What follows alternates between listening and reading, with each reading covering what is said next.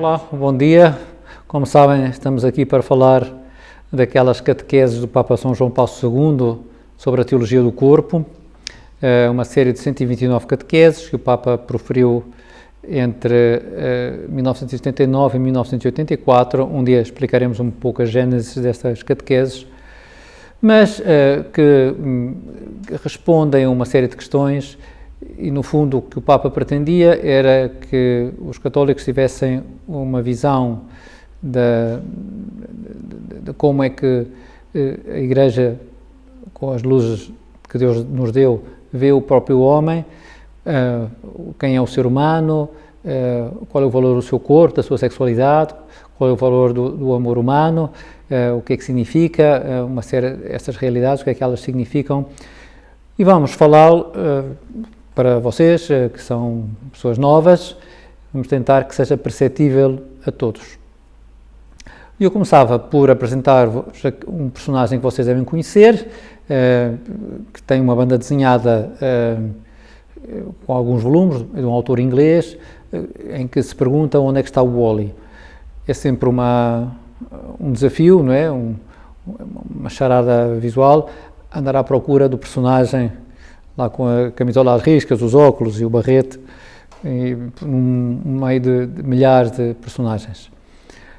E, ao fazer este teste há pouco, não é, e com outras pessoas, alguns de vocês têm uma intuição invejável de localizar imediatamente o Wall-E.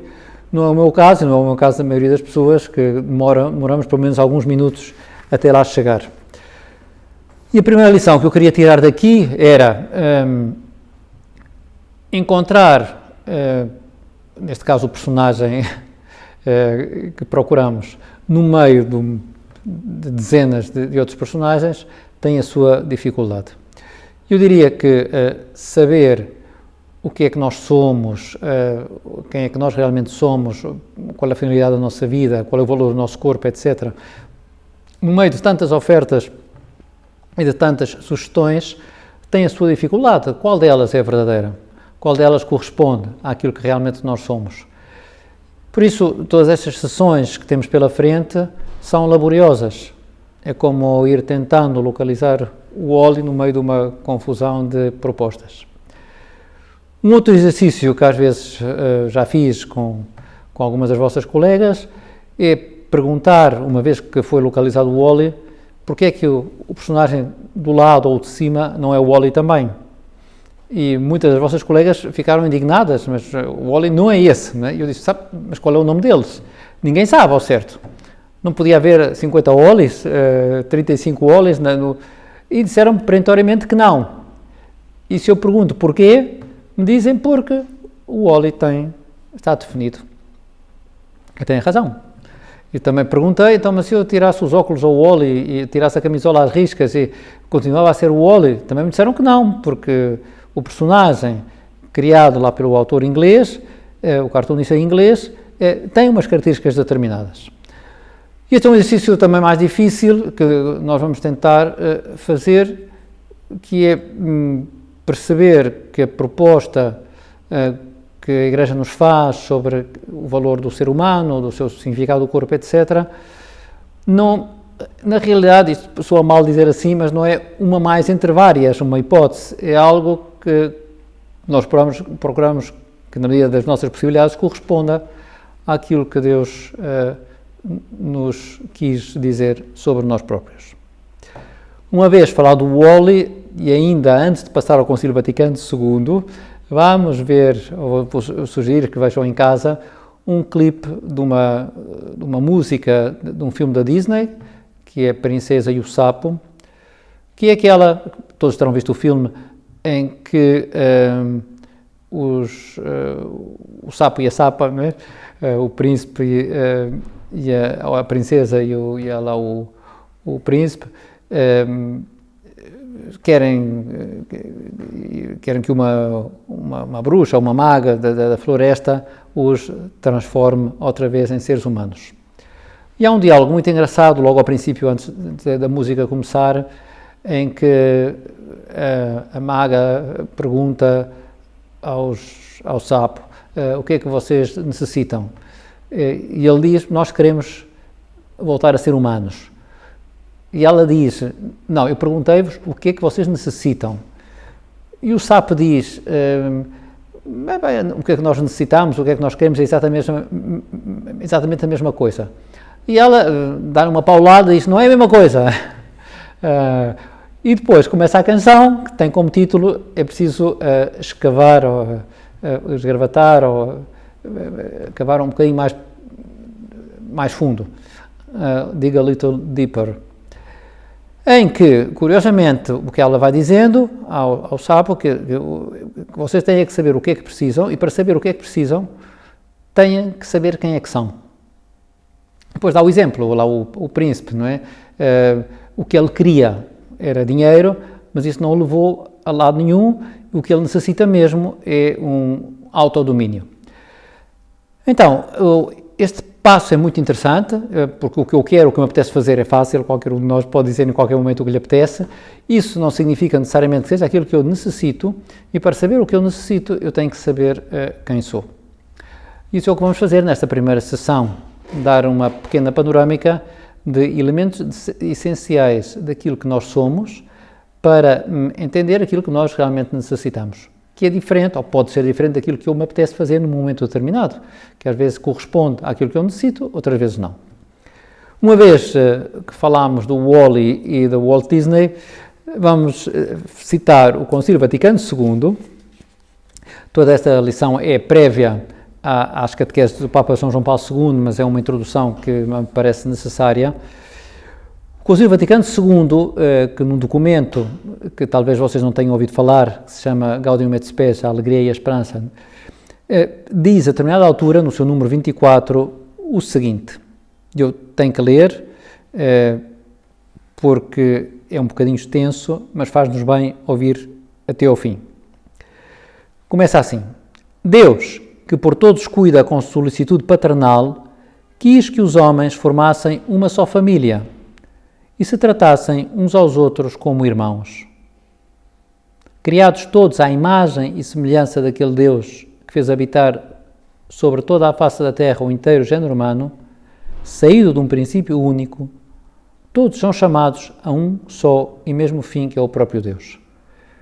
Vale a pena reter isto, que nós somos todos criados à imagem e semelhança de Deus. E a nossa dignidade vem-nos, sobretudo, dessa imagem e semelhança.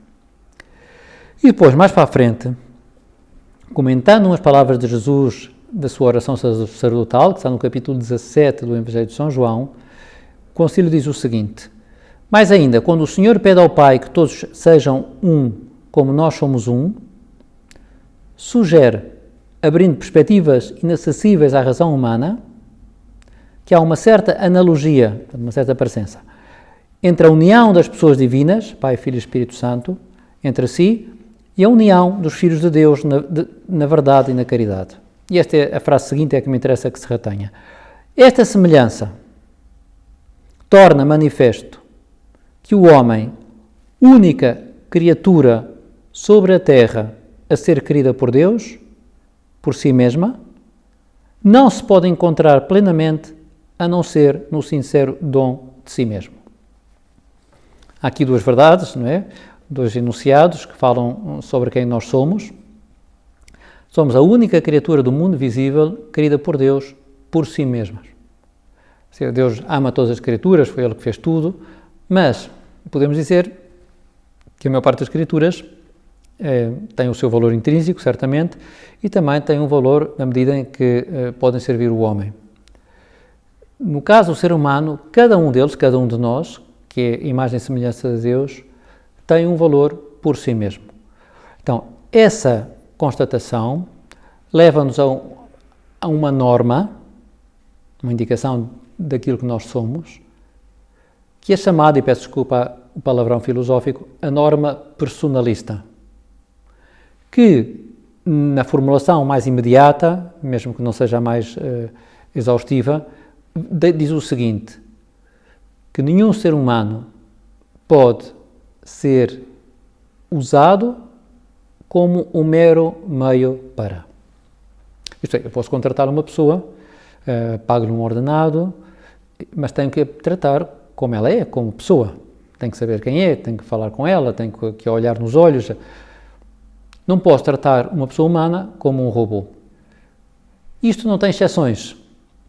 Aplica-se em todos os níveis. Por exemplo, se eu for a um café e pedir um pastel de nata, não é? A pessoa que me traz o pastel de nata, ou que me dá o pastel de nata, não é um robô. Portanto, eu tenho que usar recursos para o tratar como uma pessoa.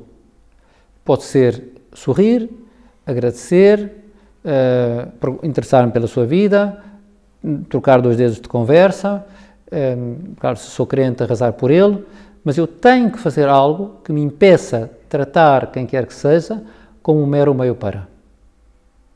Claro, há casos extremos, pensamos na escravatura, prostituição, etc., em que as pessoas usam outra, ou pornografia, não é? Que um dia falaremos disso, que usam as outras como um mero meio para. Ou em casos super extremos, há um filme, enfim, de aventuras, mas ao mesmo tempo é sério, que se chama The Island, a ilha, em que numa ilha determinada vivem uma série de pessoas com um estilo de vida bastante peculiar e logo no princípio do filme, ou nos primeiros minutos, ficamos a perceber que eles são clones de pessoas do mundo real e estão lá para o caso de serem necessários órgãos para a pessoa da qual eles são clones. Portanto, são pessoas que são meros instrumentos ao serviço de uma causa. Graças a Deus, lá se conseguem escapar e repor algo da bondade do ser humano. A todos nós nos repele essa instrumentalização do ser humano, e não é só em coisas tão dramáticas. Qualquer uma de vocês se sabe que uma amiga só a convida para os seus aniversários porque vocês, vamos supor uma coisa um bocadinho feia, porque vocês a deixam copiar nos testes, e quando acabam os testes nunca mais convida, todas vocês ficam, as que eram convidadas, ficam defraudadas. Então, mas esta só me queria usar, não é? Isso é, todos nós instintivamente temos uma espécie de repugnância perante essa perspectiva de estarmos a ser usados e não tidos como quem somos. A norma é tão estrita, escreve o Papa São João Paulo II, antes de ser Papa, quando é filósofo, que a norma é tão estrita que nem Deus infringe esta norma. Mesmo quando se diz que, sei lá, São Paulo era instrumento de Deus, mas estamos a falar de um instrumento livre que quis aderir aos planos de Deus, fez os seus e pronto, é uma escolha do próprio São Paulo, então obedece à escolha de Deus, mas ele quer. Deus não utiliza ninguém como um mero meio para. Portanto, qualquer explicação que às vezes queiramos dar de coisas assim mais complicadas, não é? Que aquelas pessoas foram usadas como mero meio para Deus conseguir outras, teria que ser muito, muito reelaborada, porque não corresponde de todo ao modo como Deus se debruça sobre cada um de nós. Aqui não há pessoas de primeira e de segunda, umas que seriam os protagonistas da história humana e os outros são uma espécie de peões que se utilizam como decoração. Isso é uma visão que não é cristã. Portanto, a norma personalista. E depois diz também o Concílio, como tínhamos ouvido antes, como nós somos a imagem e semelhança de Deus, e Deus é Pai, Filho e Espírito Santo, Deus é amor, nós só nos realizamos a nós próprios, só nos tornamos realmente quem somos, se vivermos a lei do dom. Isto é, se nos aprendermos a dar-nos.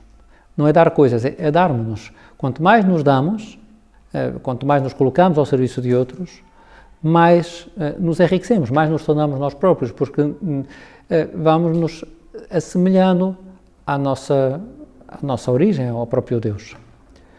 Por isso, por exemplo, os exercícios de voluntariado, em que a pessoa se compromete a dar-se, não é que esteja à espera de um diploma ou de um reconhecimento, é simplesmente porque quer entregar o seu tempo e os seus conhecimentos e as suas capacidades ao serviço de outras pessoas, tudo isso está de acordo com aquilo que nós estamos chamados a ser. Nestes livros de Teologia do Corpo para adolescentes, lá os autores americanos sugerem para pessoas assim mais novas como vocês que algum dia ou alguns dias, ao chegarem a casa, digam ao avô, à avó ou à mãe: Na próxima hora eu sou todo para ti. Não se trata de uma mesada, não se trata de uma licença para chegar mais tarde, é simplesmente por pura doação. Esta vontade de dar sem estar a cobrar ou a tentar obter algo das nossas doações é aquilo que é mais genuíno nosso e aquilo que nos assemelha mais a Deus. Isso é o que se chama, em certo sentido, amar. Nós estamos feitos para amar.